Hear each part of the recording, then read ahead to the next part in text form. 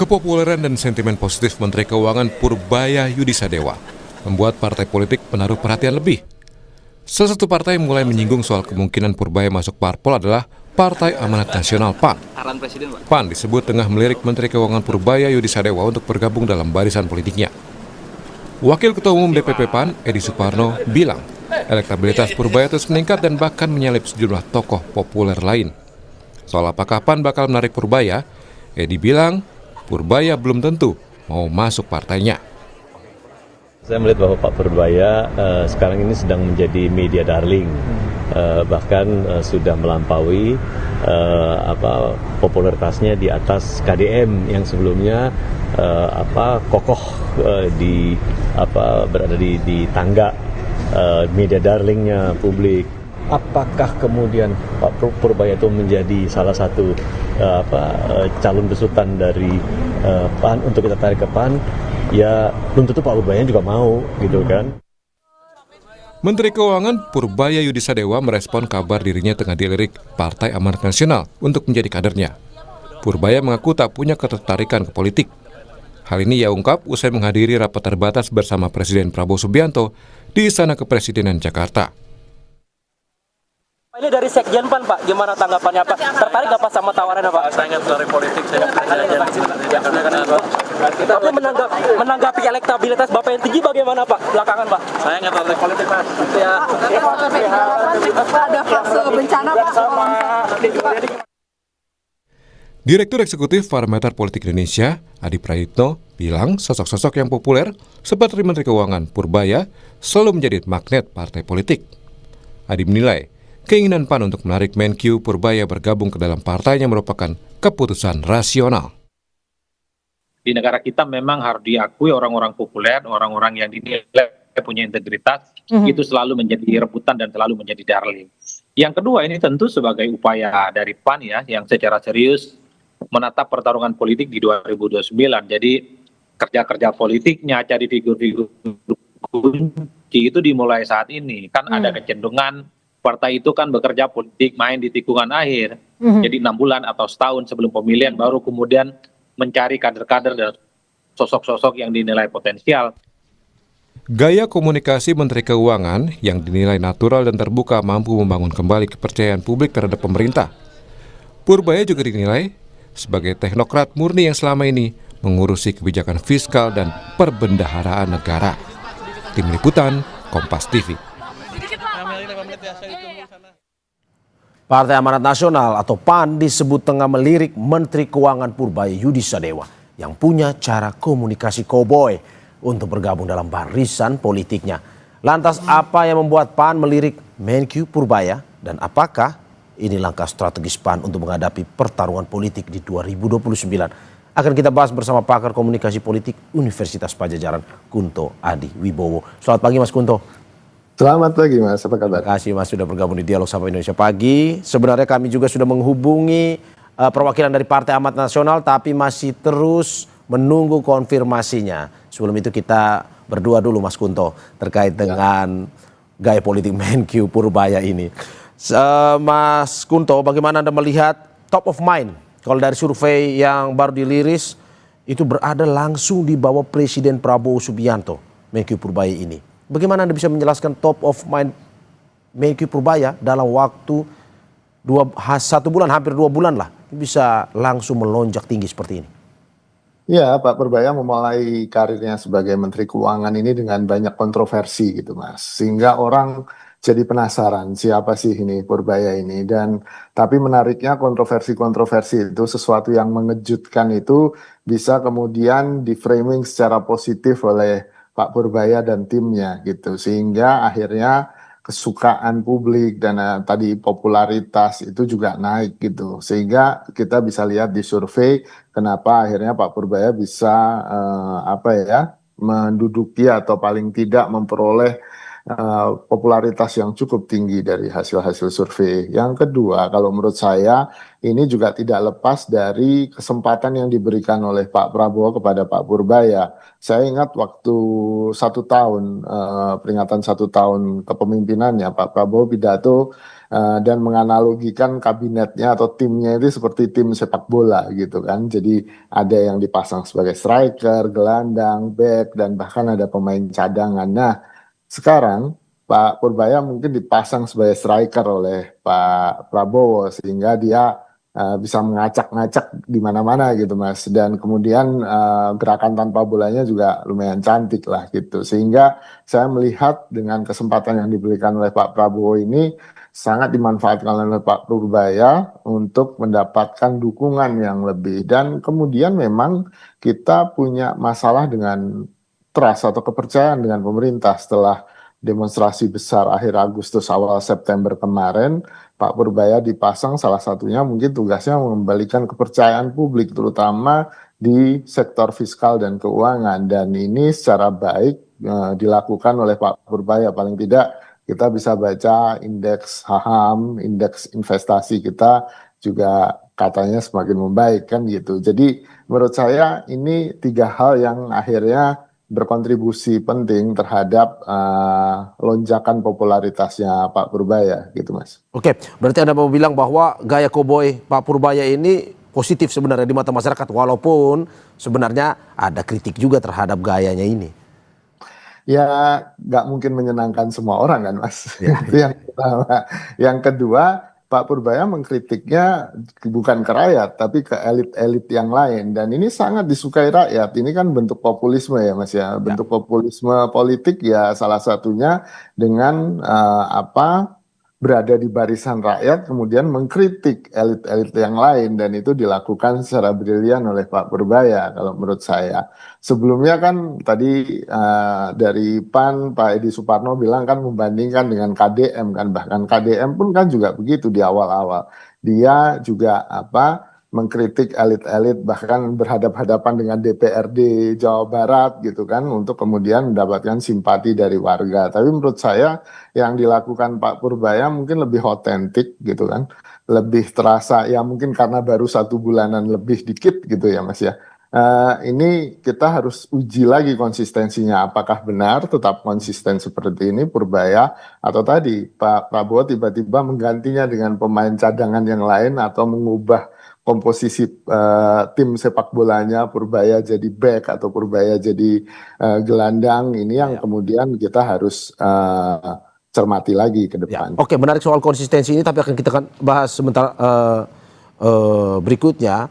Ini terkait dengan partai politik nih Mas Kunto, bahwa dari hasil survei ini membuat partai politik melirik, salah satunya adalah PAN. Menurut Anda PAN ini paling gerak cepat untuk bisa mencoba mendekati Purbaya atau bagaimana? Atau mungkin sebenarnya gaya Menkyu Purbaya ini cocok untuk semua partai?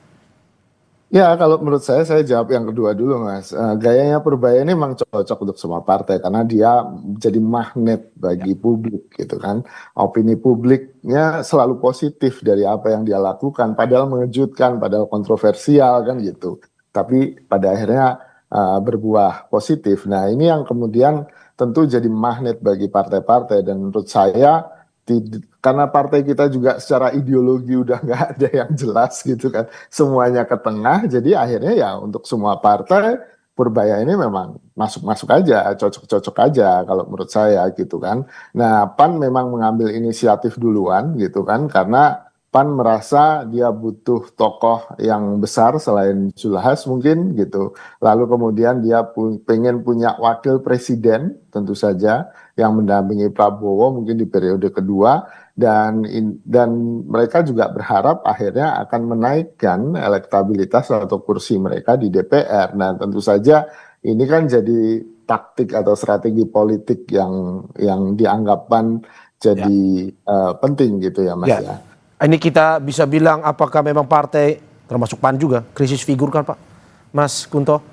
Ya, kalau krisis figur ya kita bisa lihat sendiri pada akhirnya kan, dengan apa yang terjadi di akhir Agustus kemarin kan, orang semakin muak dengan politisi kan, bahkan beberapa politisi dari PAN juga sempat dikritik oleh masyarakat gitu kan, jadi sasaran penjarahan rumahnya karena dianggap tidak berempati, dianggap tidak bisa sensitif dengan kondisi masyarakat. Nah, ini yang penting. PAN sedang berusaha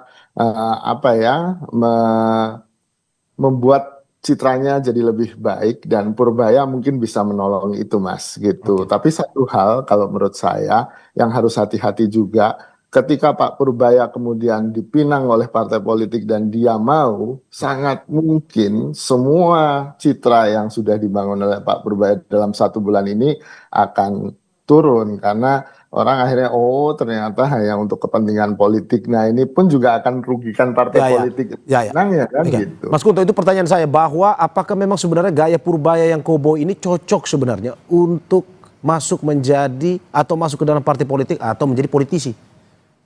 Ya, tentu saja di kultur atau budaya politik di partai politik di Indonesia hari ini sangat susah ya Mas ya. Budaya partai politik di Indonesia hari ini mau tidak mau harus diakui sangat bergantung atau nilai yang paling besar adalah loyalitas gitu. Sehingga kalau Purbaya kemudian menembaki seniornya di partai atau kemudian di publik berbicara tentang belak-belakan buka-bukaan apa yang di belakang partai, tentu itu akan menjadi kepanasan bagi orang partai kan. Nah, ini kan yang bisa membuat hubungan dia dengan partai yang menaunginya akan jadi bermasalah ke depannya gitu. Oke. Terkait dengan tadi kita sudah bisa kita bicara soal survei dari top of mind ini. Apakah menurut Anda dari pemerintah Presiden Prabowo ini melihat ini sebagai sebuah keuntungankah dalam arti seperti Anda bilang linear mungkin dengan tingkat kepercayaan masyarakat yang bisa meninggi melihat survei Purbaya ini? Iya Mas, saya melihat itu salah satu indikatornya karena tidak hanya jadi istilahnya meminjam kredibilitas. Jadi kredibilitasnya Purbaya dipinjamkan ke pemerintahannya Prabowo kan gitu. Ini yang kemudian bisa mengangkat atau mengerek kepercayaan publik terhadap pemerintah Prabowo, tapi harus dicermati bahwa ini mungkin terbatas pada isu-isu ekonomi dan fiskal gitu. Kalaupun dia merembet ke isu lain, mungkin rembesannya nggak terlalu banyak lah Mas gitu. Tapi apakah memang sebenarnya banyak pertanyaan mungkin mengganggu Presiden Prabowo jika semakin meninggi? Kalau menurut saya ya sangat mungkin. Dalam politik kan semuanya mungkin ya Mas ya. Tapi menurut saya ini kan seperti halnya drama di Pak Jokowi periode kedua kan, ketika ada banyak calon wakil presiden, bahkan Pak Mahfud yang sudah pakai baju putih terpaksa batal. Nah, ini drama-drama ini yang mungkin juga kita akan jumpai di periode keduanya Pak Prabowo kalau Pak Prabowo maju tentu saja gitu. Dan ini kan semuanya pasti saling mengantisipasi, saling menutup gitu kan supaya peluang-peluang lawan politik atau kompetitor politik untuk kemudian mendapatkan kursi wakil presiden itu bisa dicegah sedini mungkin karena itu kan jadi ukuran-ukuran penting ya karena setelah 2 periode Pak Prabowo tidak bisa maju lagi, nah wakil presidennya sangat mungkin punya kans politik untuk maju sebagai calon presiden di 2034 ya kalau nggak salah. Oke Mas, ini kita berandai-andai. Jika top of mind ini bertahan hingga 2027 atau 2028 lah. Dengan PAN yang paling saat ini, yang paling melirik untuk bisa bergabung, mengajak bergabung Purbaya. Menurut Anda proyeksinya akan kemana? Apakah mungkin PAN akan berani untuk melawan presiden? Atau kemana Purbaya ini proyeksinya? Iya. Kalau menurut saya, kalaupun ke partai manapun, kecuali ke PDI Perjuangan ya Mas ya, posisinya Pak Purbaya pasti akan sebagai calon wakil presiden, bukan wakil presiden ya, bukan head to head dengan Presiden Prabowo ya nanti ya, 2029. Tidak mungkin Mas gitu, bukan tidak mungkin ya, kecil kemungkinannya, mohon maaf. Sangat kecil kemungkinannya, kecuali ya Pak Prabowo kemudian tiba-tiba kurang sehat atau ada apa gitu kan, kondisi politik yang sangat besar. Tapi kecil kemungkinannya Purbaya menjadi calon presiden gitu, dipinang oleh partai manapun ya Mas ya.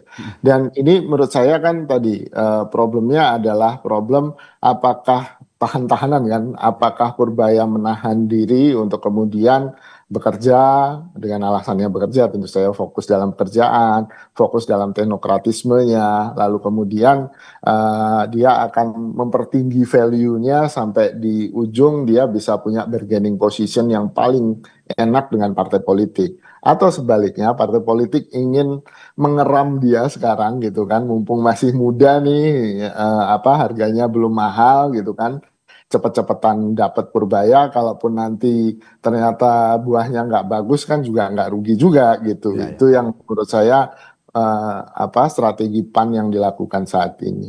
Oke, berarti ini ke depan ya 2029 tetap bersama Presiden Prabowo, tetapi yang diincar kursi wakil presiden. Kalau menurut analisis Anda seperti itu ya?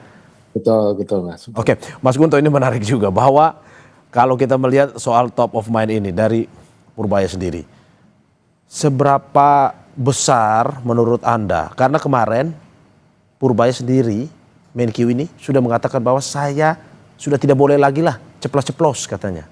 Apakah mungkin karena survei ini pada akhirnya ya ditahan juga Purbaya, jangan terlalu ini juga ceplos-ceplos atau mungkin menyerang yang lain. Kalau menurut Anda seperti apa? Ada hubungan nggak sebenarnya? Ya, kalaupun ada kontribusi sebenarnya nggak signifikan sih Mas, Ya, gitu. ya. Kontribusinya tidak besar hasil survei ini terhadap pernyataannya Pak Purbaya bahwa dia diperintah untuk tidak ceplas-ceplos gitu kan. Ya, ya. Banyak masalah lain yang diungkap oleh Purbaya ke publik gitu kan. Salah satunya soal kereta cepat yang kemudian bergulir ke KPK gitu kan. Yang mungkin itu juga diminta ditahan oleh Pak Prabowo ataupun orang-orang di sekitar Pak Prabowo yang dekat dengan Pak Prabowo. Kalau menurut saya itu malah lebih mungkin daripada spekulasi hasil survei ini gitu. Oke. Terima kasih Pak Komunikasi Politik Universitas Padjadjaran, Kuto Adi Wibowo, atas apa yang disampaikan. Ya, semoga tokoh-tokoh terbaik Indonesia pada akhirnya ujung-ujungnya untuk bisa bersama-sama membangun negara kita. Ya, Mas Gunto, kita harapkan itu. Terima kasih sekali lagi Mas Gunto, sehat-sehat selalu. Sehat-sehat Mas. Saudara, jangan kemana-mana, Sapa Indonesia Pagi akan segera kembali dengan informasi